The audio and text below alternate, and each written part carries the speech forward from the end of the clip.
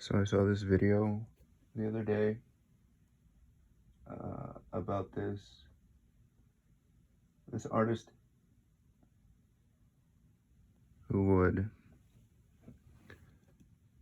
kind of be all over the place. He would want to create a lot of different content. He was apprenticing for this one other artist and his wife, and he was like complaining about what he was going through, why he felt he couldn't get off the ground as an artist. And so finally the mentor sat him down one day and just had like this really strong moment of honesty with the kid who was complaining. He was like, "Man, you're kind of all over the place. You're trying to start 10 different things instead of focusing on one thing."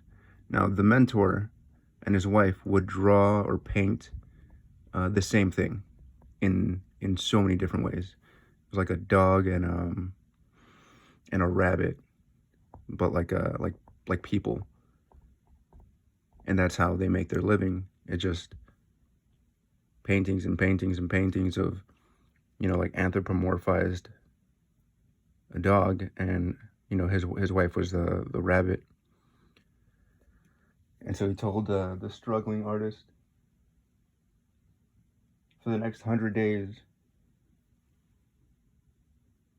paint the same thing, draw the same thing, sketch out the same thing, and see how it goes. Come back to me after the 100 days.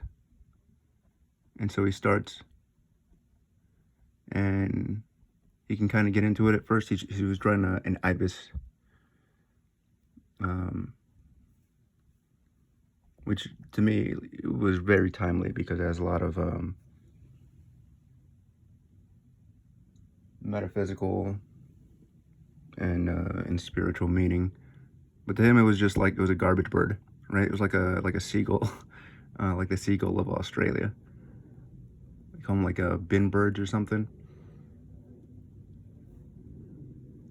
And so he starts. It's going all right for the first few days, and he's trying to perfect the ibis, the bin bird, the garbage bird. And after a few days, he just gets bored with it. Like, what else can I do with this thing?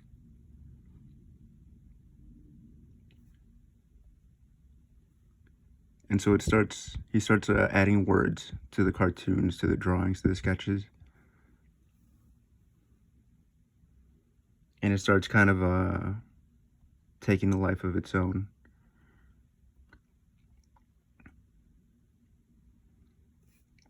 That resonated with me personally because I would like to make really nice art, and I would like for it, to sell maybe one day.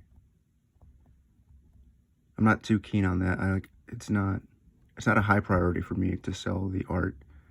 I want to create something that outlasts me.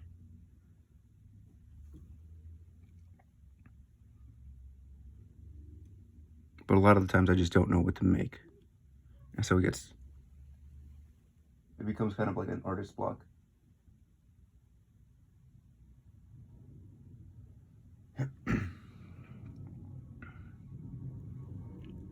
And so, what's the point of that? What's the point of like saying any of this?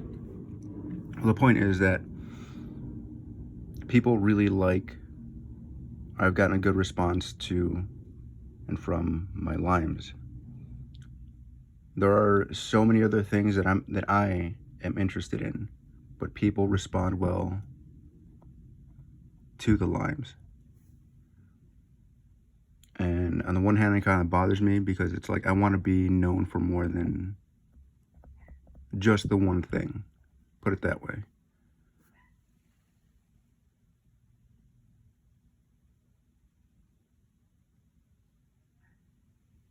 I mean, people there's been a good response also to the abstract ones that I make. but like what's a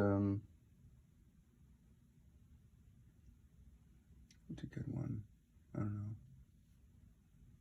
See, like, that one, simple little palette knife one. There's that crazy ass one. Sunflower. And weirdo.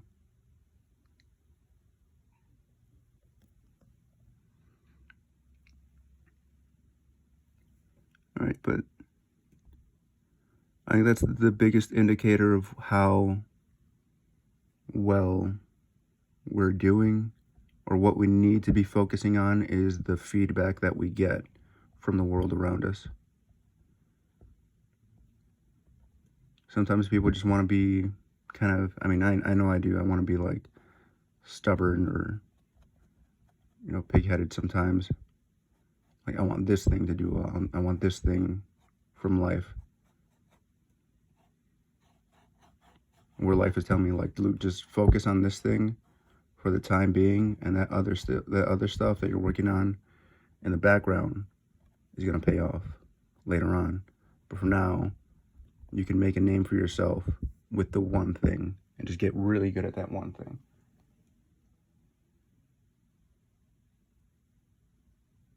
So let's say I paint, I draw, I marker, color pencil, limes every single day.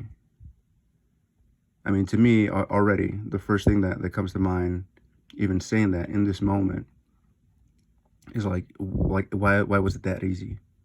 Like, why was it that easy? Like, I've always loved limes. Ever since I was a kid, I would peel them like oranges and just eat them whole. I mean, I would chew them and shit, but like, you know what I'm saying? Like, why was it that obvious? Why was it that I thought it would have been, it almost feels like there would have been a huge payoff if it was like some secret I unlocked. But then that reminds me of like the book The Alchemist, by I think like Paulo Coelho or something. And this guy goes on this really big adventure to find this treasure.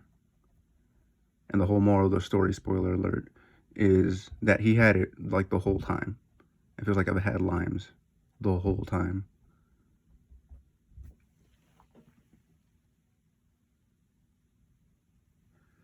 That's one of the things that I hated about the Marines.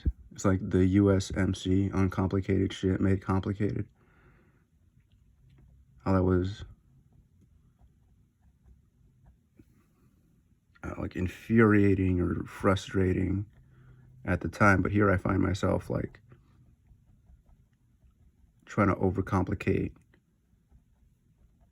being successful in any way.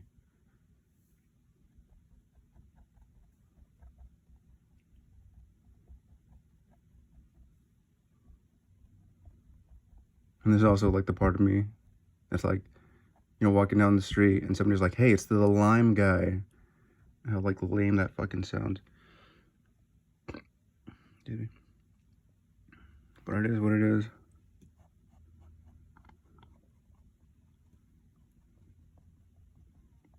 People are into what they're into. They're not going to be into what you're into all the time. And it's frustrating, but like it almost creates this sense of surprise and delayed gratification for when someone is into what you're into, and they appreciate the other stuff that you're making or doing.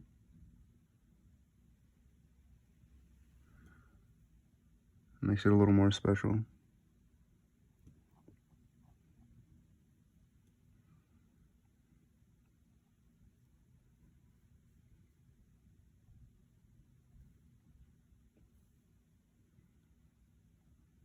Definitely overcomplicated this lime.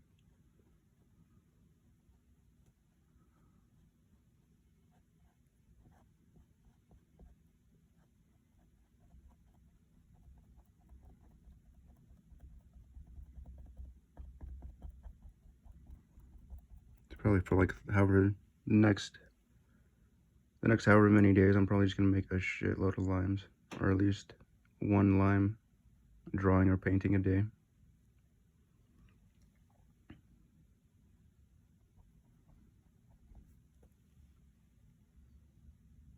And keep working on this.